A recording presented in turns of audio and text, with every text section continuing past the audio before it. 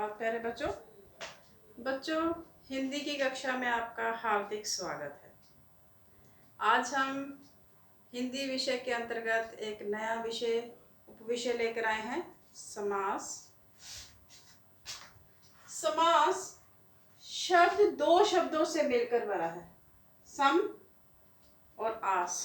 ठीक है, सम का अर्थ होता है पास और आस का होता है रखना, अर्थात दो या दो से अधिक शब्दों के मेल से एक नया शब्द बनाने की विधि को समास कहते हैं।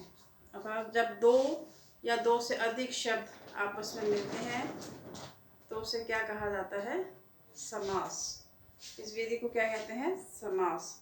देखिए बच्चों, जब हम संधि करते हैं तो संधि में दो वर्णों का मिलाप होता है, लेकिन समास में दो शब्दों का मिलाप होता है। जैसे नीला है जो कमल, नील कमल। देखो, नील और कमल, नील कमल। ठीक है, नील एक शब्द है, कमल एक शब्द है। ठीक है, दो शब्दों के मेल से बना ना। जैसे सिर दर्द, सिर अलग है, दर्द अलग है, तो दो शब्दों के मेल से बना ना ये। अब देखिए, जब हम इसका विग्रह करते हैं तो ये बन जाता है नीला है जो कमल। यानी कि इसको जब हम डिटेल में एक्सप्लेन करके लिखते हैं, इसको हम इसके लिए एक शब्द का प्रयोग करते हैं, विग्रह। ठीक है, इसको विग्रह कहा जाता है। नीला है जो कमल, सिर में दर्द। ठीक है, अब है समस्त पद। किसे कहा जाता है? समस्त पद। समास करने से जो शब्द बनता है उसे समस्त पद या सामासिक पद कहते हैं। जैसे इस उदाहरण, उपरोक्त उदाहरणों में नील कमल तथा सिर दर्द समस्त पद हैं। ठीक है, समस्त पद किसे कहा जाता है? ये जैसे सिर दर्द है, नील कमल है, ये क्या है? समस्त पद है। समास करने से जो शब्द बनता है ना, जब समास करते हैं हम तो एक जो शब्द बनता है उसे समासिक पद या समस्त पद कहा जाता है। वो इसमें अब ये देखने योग्य बात है, पूर्व पद और उत्तर पद भी होते हैं। पहले पद को पूर्व पद कहते हैं। जैसे हमारे पास ये था नील कमल, तो जो नील है ये पूर्व पद है, कमल जो है उत्तर पद है। ठीक है, पहले पद को पूर्व पद कहते हैं। जैसे नील, नील कमल में नील पूर्व पद है। सिर दर्द में सिर जो है वो पूर्व पद है। उत्तर पद, दूसरे पद को उत्तर पद कहते हैं। जैसे कमल, जैसे हमने देखा नील कमल, तो नील पूर्व पद है, कमल उत्तर पद है। सिर दर्द, सिर पूर्व पद है और दर्द उत्तर पद है। वह समास विग्रह। समस्त पदों को फिर से अलग अलग करके दिखाने के ढंग को समास विग्रह कहा जाता है। जैसे आपको मैंने बताया, जैसे नीला है जो कमल, सिर में दर्द। जैसे हमने किया, सिर दर्द समस्त पद है, सिर जो है वो पूर्व पद है, दर्द जो है उत्तर पद है, और उसको उस समस्त पद को अलग अलग करने को क्या कहते हैं? विग्रह कहते हैं। ठीक है, जैसे हमने इसको अलग अलग किया, सिर दर्द समस्त पद को, सिर में दर्द, तो ये इसको कहते हैं विग्रह। ठीक है, समास विग्रह कहते हैं इसको। अब हमारे पास शब्द समस्त पद था नील कमल। ठीक है, नील में पूर्व पद नील है, उत्तर पद कमल है, लेकिन उसका विग्रह कैसे करते हैं? उसको तोड़ तोड़ के कैसे लिखना है? नीला है जो कमल। ठीक है, तो नीला है जो कमल क्या हो गया? समास विग्रह। सिर में दर्द क्या है? समास विग्रह। अब समास के भेद। समास के 6 भेद होते हैं। तत्पुरुष समास, कर्मधारय समास, द्विगु समास, द्वंद्व समास, बहुव्रीहि समास और अव्ययीभाव समास। अब देखिए, तत्पुरुष का पहला ये समास का पहला भेद तत्पुरुष समास। तत्पुरुष समास, इसमें उत्तर पद प्रधान होता है।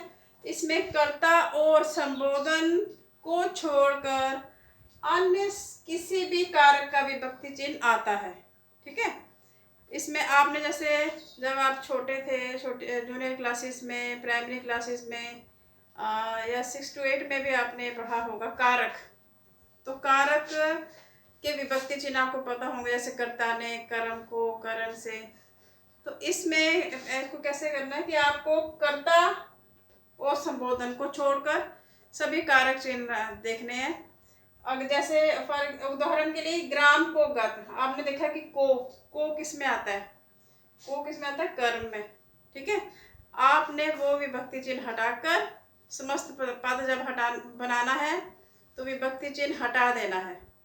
ठीक है, जब विग्रह करना है तो उसको लगाना है। तो ये इसकी पहचान है।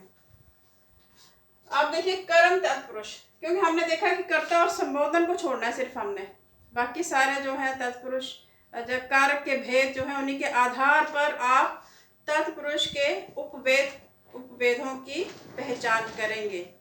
कारक के जो भेद हैं उन्हीं के आधार पर आप तत्पुरुष के उपभेदों की पहचान करेंगे, केवल कर्ता और संबोधन को छोड़कर।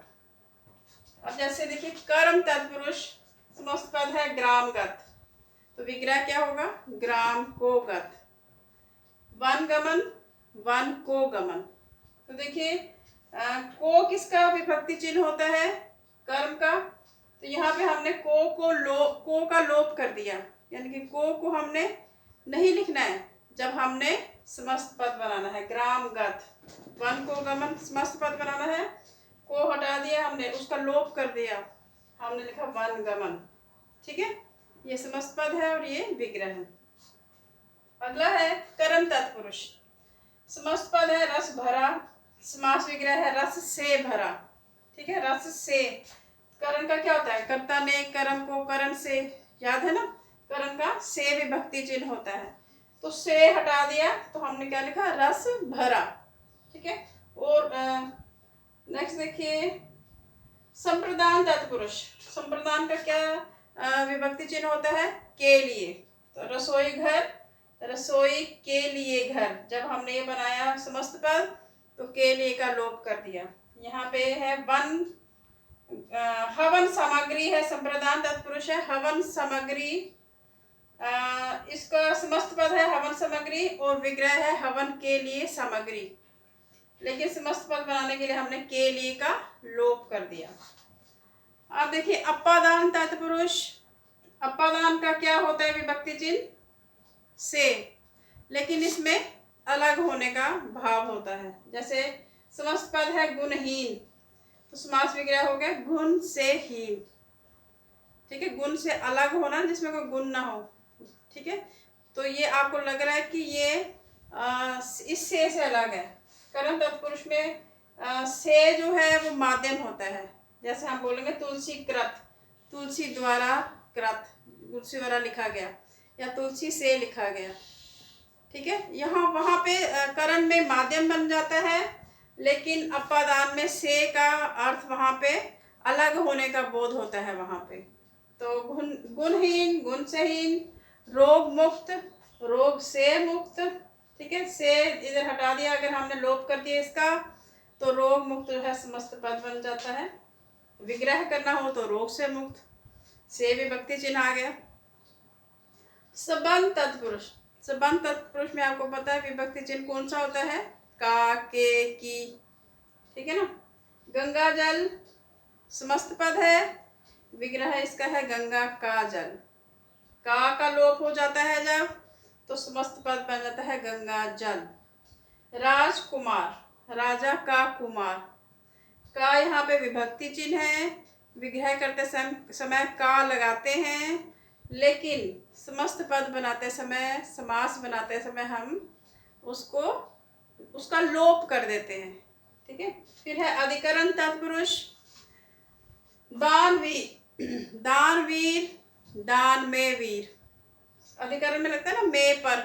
ठीक है ना, दानवीर, दान में वीर, में हटा देते हैं जब समस्त पद बनाना हो। दान में वीर, दानवीर। लोकप्रिय, लोगों में प्रिय या लोक में प्रिय। ठीक है, में या पर लगता है यहाँ पे, तो में या पर को हटा देते हैं तो समस्त पद बन जाता है आपका। जैसे दान में वीर में को हटा दिया तो दानवीर क्या बन गया, अधिकरण तत्पुरुष समास। एक नया है, ये याद रखना पड़ेगा आपको, उनके कार्य को छोड़कर न्य तत्पुरुष। इसमें क्या होता है कि पहला पद जो होता है वो नकारात्मक होता है और उसके जगह ना का प्रयोग लग जाता है विग्रह में। जैसे अज्ञान, तो इसका जब हम विग्रह करते हैं तो लिखते हैं न ज्ञान। अमर, न मर। ठीक है बच्चों, तत्पुरुष समास में आपको यही, अगर आपको कारक चिन्ह आते हैं, कारक चिन्हों का पूरा ज्ञान है, तो तत्पुरुष समास जो है उसे, उसके तत्पुरुष समास के उपभेदों को समझने में आपको बहुत ही आसानी होगी। आशा है कि आपको समास की परिभाषा और उसका पहला भेद तत्पुरुष समास समझ आ गया होगा। धन्यवाद।